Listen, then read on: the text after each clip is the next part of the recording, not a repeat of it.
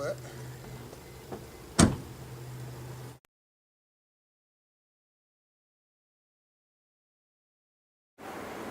Nous dirons aussi que l'éthique aide à diminuer les conséquences des problèmes liés au comportement. Comme je l'ai dit, l'éthique aide à diminuer les conséquences des problèmes liés au comportement, c'est-à-dire, comme j'ai dit, éviter certaines erreurs, éviter certains comportements qui n'est pas tout à fait normal. Donc, comme j'ai dit, nous le dirons et nous allons le démontrer dans la partie qui va suivre. Toujours dans le même sens et dans l'introduction, comme cela a été dit, nous allons aborder la question proprement dite, ou la notion proprement dite de l'éthique.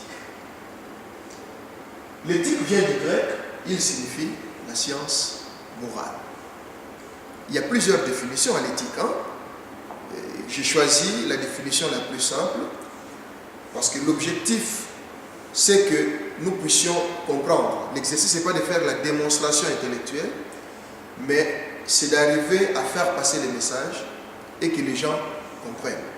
Donc, je disais, l'éthique vient du grec, il signifie la science morale. La morale, c'est quoi? La morale elle-même déjà, c'est une discipline philosophique, pratique et normative dans le milieu naturel et humain. Il est important de souligner que dans l'ordinaire, il arrive de confondre l'éthique à la morale, mais selon les vrais sens. Les écoles de pensée et d'origine, nous verrons qu'il y a une différence entre d'une part l'éthique et de l'autre côté la morale. Donc pour dire qu'il y a une différence entre ces deux termes. Et d'une manière claire, dans le même sens, les deux termes, c'est-à-dire que avant d'avancer, je voudrais être au clair dans ces points parce qu'il s'agit de la philosophie, il faut qu'on puisse bien comprendre. De par l'origine des mots éthique, il signifie la science morale.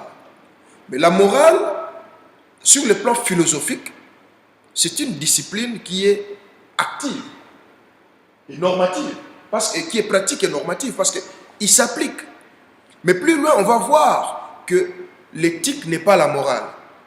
Et certains pouvaient même nous faire remarquer, pourquoi pas parler de la moralisation de l'exercice politique.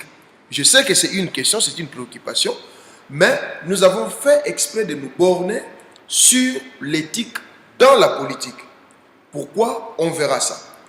Et plus loin, quand vous parlez à un citoyen, à quelqu'un de la rue, à quelqu'un normalement, est-ce qu'il y a une différence entre l'éthique et la morale? Il vous dit, mais c'est la même chose. Si vous dites qu'il y a une différence, mais monsieur, vous n'êtes pas normal, vous ne comprenez rien. Mais vous comprendrez que à un certain moment donné, l'éthique peut s'égaler ou peut se confondre à la morale, mais quand on va approfondir les pensées ou les écoles de pensée ou les grands penseurs, où nous allons remonter l'origine, nous verrons qu'il y a une différence, une très grande différence entre d'une part l'éthique et de l'autre côté la morale. Et pour bien comprendre, je voudrais d'abord expliquer là où il y a les points de convergence, c'est-à-dire là où il y a confusion, là où il y a rapprochement, là où les deux termes ont la même notion. Je fais la lecture et puis je vais vous expliquer. Nous dirons que, pour être au clair, dans le même sens, les deux termes désignent une pratique qui a pour objectif de dresser une ligne de conduite permettant de vivre en harmonie dans la communauté, dans le respect des autres, de soi-même et de l'environnement. Donc, pris ensemble, les deux termes, que ce soit les termes de l'éthique ou les termes de la morale, les deux ont pour objectif d'aider l'homme à bien vivre dans son environnement, dans sa communauté. Comment vivre avec les autres, comment vivre avec soi-même, comment vivre avec tout ce qui nous entoure, la nature y compris. Donc, si nous allons faire les rapprochements, c'est là où il y a confusion, où on dira que l'éthique c'est la même chose que la morale. Mais plus loin, pris séparément, c'est-à-dire si nous devons prendre ces deux termes, chacun dans son sens, je dirais l'éthique, c'est la recherche du bien par un raisonnement conscient. Et ça, c'est selon Constantin Brunner, qui est un des héritiers de Spinoza, qui est un grand philosophe, un grand athée. Je ne parlerai pas de Spinoza, qui avait une grande école de pensée dans la période médiévale. Et son école, c'était les spinozistes. Je vais en parler brièvement, si vous voulez comprendre ce que c'est les spinozistes. Les spinozistes, en fait, c'était un courant de pensée défendu par Spinoza, qui était lui-même un grand penseur. Spinoza, pour lui, si vous voulez, c'est quelqu'un qui défendait la thèse des athées. Il était athée, mais il était attaché à la théologie. Ça peut paraître contradictoire, mais c'est comme ça. Il n'était pas dans une histoire de religion, et ainsi de suite, mais il était vraiment attaché à la théologie. Et pour lui, si nous allons dans l'école spinoziste, ou selon Spinoza, l'éthique pour lui consistait à concilier d'une part le déterminisme et la liberté. Et bien sûr, il faut faire la part des choses entre déterminisme et détermination. Ce n'est pas la même chose. Quand on parlera du déterminisme, il s'agit là de faire appel à la situation au fait de la causalité. C'est-à-dire, pour réfléchir, il faut faire allusion à la notion de causalité, autrement dit, voir toujours des choses de cause à effet. C'est ça le déterminisme. Et dans la liberté, pour lui, il faut penser librement, il faut voir la liberté de réfléchir, de penser, d'agir sans contrainte. C'est ça, au fait, si vous voulez, la lignée des spinozistes, entre autres, j'ai cité ici Constantin Brunner, qui est aussi de cette école, qui défendent cette thèse. Donc, pour Constantin Brunner, pour lui, l'éthique, c'est la recherche du bien par un raisonnement conscient. La recherche du bien, oui, par un raisonnement conscient. C'est-à-dire que quelqu'un qui doit travailler, l'aspirant politique, l'être humain, en responsable, il a l'obligation de chercher à faire du bien, mais dans sa réflexion, dans sa recherche, dans sa manière de faire, il faut qu'il soit consciencieux sur la ligne de conduite, sur les propositions, sur l'agissement et sur sa manière d'être. Je dis bien à l'introduction, il s'agit d'une branche de l'éthique parce que plus là nous verrons qu'il y a plusieurs types, l'éthique a plusieurs branches. Il y a l'éthique, il y a la bioéthique, l'éthique financière, l'éthique, il y en a trop. Là, je parle de l'éthique, si vous voulez appliquer l'éthique d'une manière générale. Plus loin, comme je l'ai dit, les spinozistes, pour eux, l'éthique consiste à concilier déterminisme et liberté. Ça, s'il s'agit de l'éthique.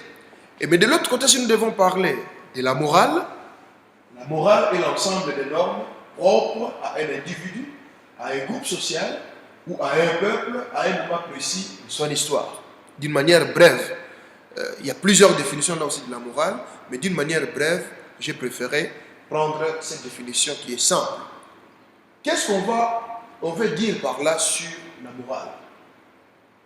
Vous verrez que la morale, c'est sectoriel. La morale, c'est communautaire.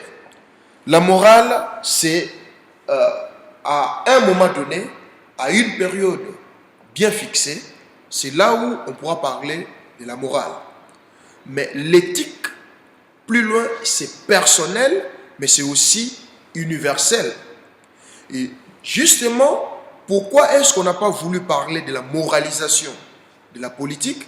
Nous avons choisi plutôt de l'éthique parce que nous disons l'aspirant politicien pris comme unité, pris comme individu, ses actes à quelque part ont une influence non seulement sur sa communauté, non seulement sur son environnement, non seulement pendant une période bien déterminée ou d'une manière circonstancielle, mais les actes, l'agissement, les comportements de l'aspirant politique a des répercussions ou, si vous voulez, n'a pas de frontières, puisqu'il a des répercussions larges qui vont au-delà des frontières. Et à l'introduction, j'ai bien voulu être au clair en disant que c'était spécial RDC. Pourquoi spécial RDC? c'est que simplement nous voulons attirer l'attention des politiciens ou des aspirants politiciens congolais dans leur agissement, qu'ils fassent attention. Nous sommes dans les siècles de vitesse où la technologie a fait ses preuves, où l'Internet est au rendez-vous, bien pour dire que, où le monde entier, nous sommes dans un bateau, comme avait dit un des artistes que je respecte beaucoup, Papa Wemba, nous sommes dans un monde où tout le monde observe tout le monde. C'est-à-dire, le comportement d'un seul individu peut influencer, peut donner l'image de ses origines, de sa communauté, de ce qu'il est. Or, nous ne voulons pas interpeller qui que ce soit. Nous sommes tous témoins de comment est-ce que la politique est en train de s'appliquer en RDC pour ne pas catégoriser telle branche ou telle branche, entre guillemets, parler de combattants d'une part, parler de collabos d'une part, ainsi de suite, ce que vous voulez. Quand vous vous mettez dans la rue à vous bagarrer, quand vous vous mettez devant la télé pour dire des mensonges, quand vous passez dans la télé pour faire des montages qui n'ont ni sens, qui n'ont ni vérité là-dessus, il n'y a pas que vous qui regardez ça, il n'y a pas que votre communauté, mais tous ces agissements vont au-delà des frontières et cela donne l'image de ce que vous êtes réellement.